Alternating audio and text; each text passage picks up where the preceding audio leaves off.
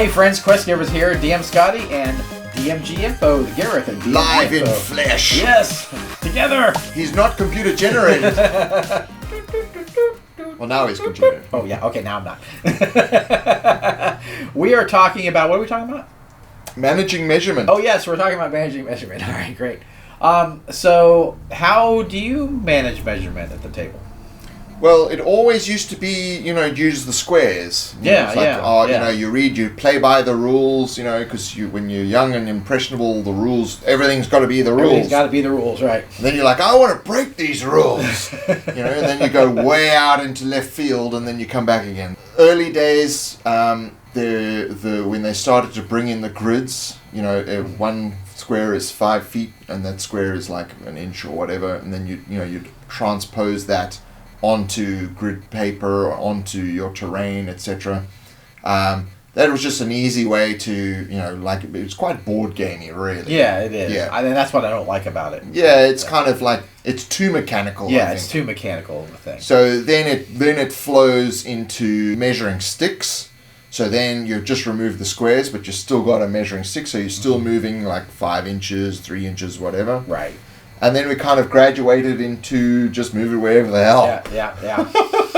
In my Game 70 system, it's like you can move in a straight line in the way you're facing, any distance within the area that you're in. Whereas, how do you handle? You can just move anywhere, any direction. Yeah, pretty much. Yeah, I'm pretty open to it. I kind of stick to the 30 feet-ish kind of rule, but I'm very lenient with that. As far as the game, you're right. It takes the board gamey stuff out of it when you're counting. So it's really rare that I actually still measure. Yeah. We keep referencing our friend Hankron's game ICRPG. Yes. He measures with a banana, so it's Right. like it's just an abstract measurement. Right. Because how big is a banana? And that shows how abstract the measurement is, right? If it's just there's different lengths of banana, so that's right. It's more of an idea of the length than actually a specific length. This like a war game or something. But it's very important that you establish when you start playing. So if you're playing a campaign or you're playing a one shot or whatever, that you establish what the measurement actually is. That's great because you don't want someone moving across the room one scene and then suddenly they can only move half across one. Well, how come that guy could move that far and I can't? Right. You want to keep it in general the same distance, right? When you're managing measurement, it's important that you define very clearly what what the system is going to be. Because obviously people will heavily modify. One game you'll be playing, they want to do squares. Next, they want to do measuring sticks, and then you're in a Scotty game, and it's like free for all. Right. You as the player, you want to make sure that you've got the right tools in your toolkit, because otherwise you're doing it one way, and then your whole strategy in combat or whatever falls apart, and then it becomes a problem. Which would be like a session 0 type scenario. Yeah, you're right. It's good to define that in the session 0 because there are some people that really like the squares. Oh, this is exactly here and exactly there. And if you're not that way, you want to let them know, those players, so they don't freak out when all of a sudden their spell's not hitting the exact spot. The early days of his channels where people freak out about there not being squares. Right. Like there's like this whole... There was literally, people would freak out. And you know what the reason was because 4E was big when I started. Yeah. So squares were the way to measure. Yeah. But, really a square just breaks down to 5 feet. So if you just, if 30 feet is 6 inches, you know what I'm saying? Yeah. An inch was a square. So, people are like, oh, how can you play without, putting grids on your terrain? Because I didn't want to draw grids on my terrain, And but people really freaked out. But it's funny now today that there's 5e. It's like, it's very loosely, it's like however you want to do it. If you want to do it with like theater of the mind, or you want to do it with hexagons, or you can use squares.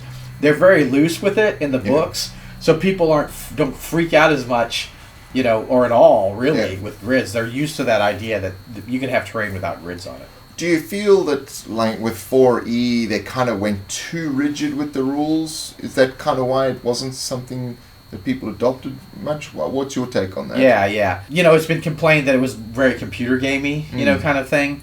And I can see that. My players did like 4E. I think the problem with 4E was that people thought that the defined powers were all the players could do. I saw a lot of problems where DMs wouldn't let players do anything else unless it was a defined power. And that's a problem because as an RPG, the defined power is just a special move you can do. It's not all you can do. And so that became problematic. I also found that with 4E, why I eventually went away from it was because the game kind of breaks down as you get higher level. It breaks down and the combats take really long time, like even much longer than 5E would take. But in general, there are some things I liked about it. You know, I didn't mind the squares because I understood as a DM that this is just the way to measure. You know, it's just that's 3 inches or 5 inches or it's not. You know, now they say 30 feet or and people aren't as offended. Well, I mean, it also comes down to scale as well. Yes, you know, if you're playing Theatre of the Mind, it's like 30 feet. You don't like. What is that? Right. But if you're playing on terrain, it's like, okay, well, this is 30 feet. Right. So, you know, when you're playing Theatre of the Mind, it's easy to hand wave 30 feet. Oh, yeah, totally. Whereas on terrain, it's like, no, here's, like, this is 30 feet. Yeah. And so it also comes down to the rules of the system. Yes, totally. You know, if it's giving you actual defined measurements for things, it's like you cast a fireball, it can only do X number of feet per level or whatever. Right. You know, it's like, well, I want to get everything I can get out of this thing. Whereas other games where it's more like it's waved, it's just like it goes as far as it needs to go. Right. It just won't go around the world. Right. So, yeah, I mean, it comes down to the rule system and how sort of rigid the rule system is with that kind of measurement. And then also when it comes to movement, you've got, like, for instance, what's never taken into account, which I have done in 70 System, is the size of things. Oh, yeah. You know, you have... In D&D, you really only have like 3 or 4 size increments and things. Yeah. But in 70 System, there's like a huge range in size and how it affects everything in the game. It's not just, it's this big, you know, and it moves this much. It's like... It affects how it damages, it affects how it's protected, it affects all these components as central to the whole thing, which is not really done. Right. And movement, then people ask me, well, how do you handle movement when you just move as far as the space? Right. Well, it's really, if you move into the next space, you're now running. If you move into the next space, you're now sprinting. Oh, okay. And when a larger creature is chasing you, the check to catch you when you're running or sprinting is easier for a larger creature to pass. Oh, yeah. So that's basically how that is handled. Oh, gotcha. Whereas with D&D and whatever, they don't know like catching up and all these kind of rules. Right. Like, you know, I haven't really gone into that depth with D&D. So I don't know, in your experience, do they have any kind of like chasing rule sets? Yeah, there are some chasing, some things for chasing. And that's kind of an interesting thing all of its own. Yeah. But generally when I play Theater of the Mind, I don't worry too much about ranges. You know, it's like if a character says, oh, I'm in the melee, they can really pretty much hit anybody in the melee. You know, it's not like, oh, we got to be, you know, next to this guy. If you move out of the melee, then you might get an attack of opportunity. Yeah. But if you're like, oh, I'm an archer, I'm standing back, you know, you don't really need to know the exact range. You could just say, oh, it'll take a person, you know, a round to get to me, you know. If I'm an archer, I'm standing back, you know. Or if I want to move further back or something, you kind of adjust it like that. That's I don't get too particular with Theater of the Mind, you know, I just kind of more general. Yeah, for me, like ranges, it's close range, medium range, long range, telescopic range. Right. I mean, you really don't need much more than that. Or reach is the first range. You like, they can touch you. That's how close they are. Right. Right. Yeah, with terrain, it's a little more... It's a little more detailed. You know, you're seeing actually where you are and that kind of thing. So it can be unrealistic if you're on that side of the, you know, that side of the field, and then you move to this side of the field. You know, you move 100 feet in one turn. Or something. If you're supposed to move 30. Yeah. So, but I'm not too particular. Like if we're on a field and like someone's like a half an inch away or something, or maybe a little more than that, I'll let them get to it, you know. But then the enemies get to do that too. You know what I'm saying? Whatever's good for the goose is good for the gander.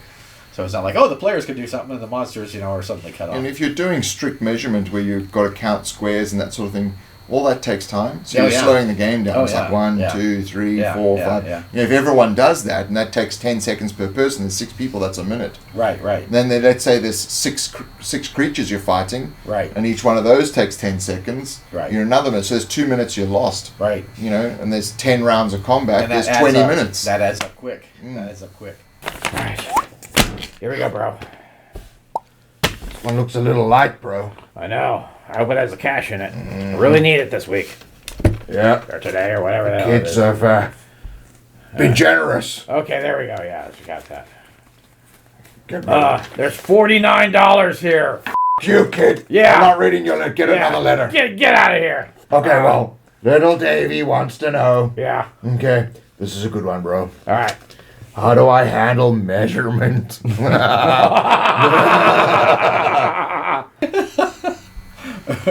Yeah, I had these in my basement. The more of these we expose to the public, so the less I think we should be exposing to the public. Yeah, There's a reason why this wasn't found up until now. I think so. Yeah. So, thank you very much for joining us. I am the DMG, this is DM Scotty. We have channels outside of Quest Givers, the DMG Info and the DM's Craft. But questgivers.com is where you can financially support this channel by purchasing system-neutral modules. They can be played in basically any game. We've had people who've changed the genres and all that kind of stuff.